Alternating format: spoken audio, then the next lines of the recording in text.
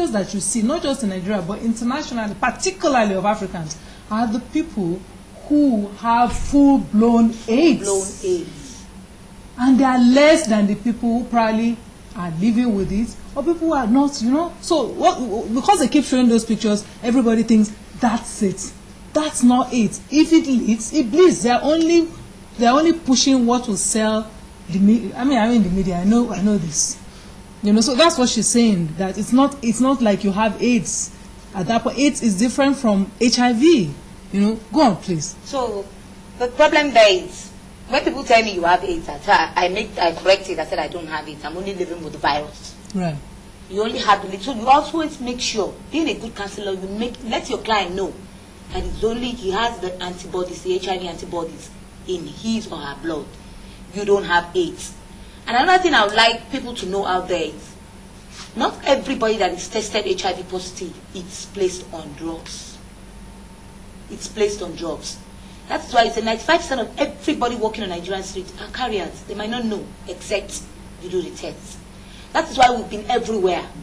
And we cannot be in two places at the same time. That's why we are pleading for the media, the government. We know the United States are really trying for us, at least for our drugs to be free today. With the collaboration of the United States government and Nigerian government, we have free treatment, free access to treatment and drugs in all general and teaching hospitals. And then we have primary health centers, which I work in one now.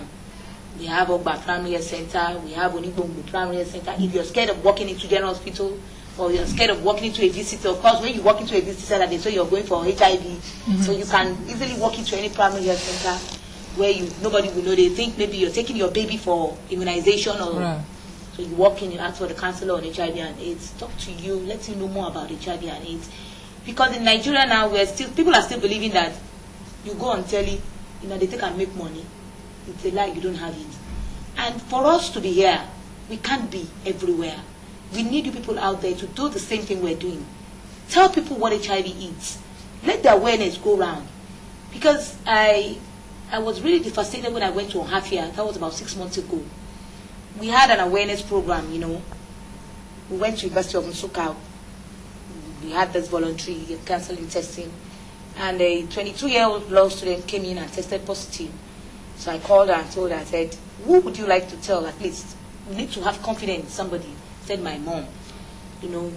She went ahead and told the mom. I speak Igbo very well because my mother is from the East. And I like the Igbos more than my father's place. My father is from Badagry. So she went ahead, told the mom. The mom packed everything from the house, including the junior ones, and said, you have AIDS. It's a taboo in their place that one should have AIDS. Then we have left back to Lagos. And most of the Igbos, most of these Easterners are Catholics. So the Reverend Father from St. Dominic's called me and said, today you have another job to do. You have to go to Ohafia. And I was lucky because my mother is from there. So I went there. She had already been kept in a room, tied up. We were planning to bury her alive anyway, because she has AIDS. This lady I was telling you was looking good. No symptoms, nothing. She just voluntarily did the test. When I got there, people were sitting down just like the chief priest was sitting down. And as you know me, I'm a very stubborn counselor. At times I can be friendly and at times I can be nasty. When it warrants it, when the situation warrants it. I said, okay. I came in with my test kit. I said, no problem. We're going to bury her alive. That is after everyone here has done the same test. And if anybody is tested positive, we'll bury them together.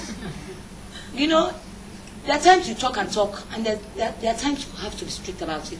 Which is the point I've come to about, being strict about some of these things. Because a lot of things, not just Nigerians, generally don't change unless you have... I know the story of Brazil, for example. Yeah. I think the Brazilian government was a brave government. At a time when we were speaking about those days when it was so expensive to buy the drugs. One of the problems the reason why it was so expensive was because, the drugs were being produced by big pharmaceutical companies who had the patents. And as a country, you cannot break an international patent unless you declare that your country has an emergency. Brazil decided that they wanted to make the drugs available to anybody who needed it in Brazil. And to do that, they needed to produce generic versions which means the ones that they make that will be cheaper.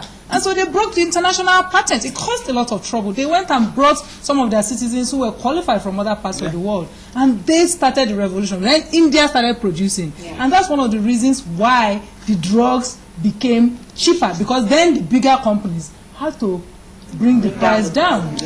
It was a government that took. I think that the Nigerian government must take strong stance about certain things concerning the issue of HIV and AIDS. Because it's a world epidemic. See, Please, Ibrahim. actually, that is a very good point you brought. The problem we're having about HIV and AIDS worldwide, the biggest, as far as I'm concerned, it is not the virus that is the enemy right now. Yeah. The drug companies are the worst enemies. Why am I saying this? In 2001, Combiva was being sold for 21,000 naira. When we tried to talk, they told us, oh, because the exchange rate was very high. At that time, exchange rate was about 80-something naira. Yeah. Behold, today that naira is on her knees to the dollar. That same drug sells for about 4,000. There was something that happened last year. Caletra, which is a drug produced by Abbott, the one we had there was a soft gel. I was taking it. And this soft gel had many other problems to go with. You must take it with food. HIV has regimented my life so much, and I start to turn out that will regiment my life more. You take 3 pills, it's in soft gel, and you must keep it in a refrigerator. For God's sake, we all know in Nigeria, where problem has changed name, they call it PHCN. Yeah. And you don't ever have power. How do I take that drug? I would now found the tablet form of this drug was already being made in America and was already in the market, but it was selling far higher than the soft gel. Pharmacists let us know that it is cheaper to make this tablet form than the soft gel form. We started that campaign right in Nigeria and the rest. And then I was working with MSF. MSF was pushing for this thing. I was the arrowhead of that campaign from Nigeria here. They were selling the soft gel for $500 per patient per year. This new form, which is cheaper to make, they were selling for $10,000 per patient per year.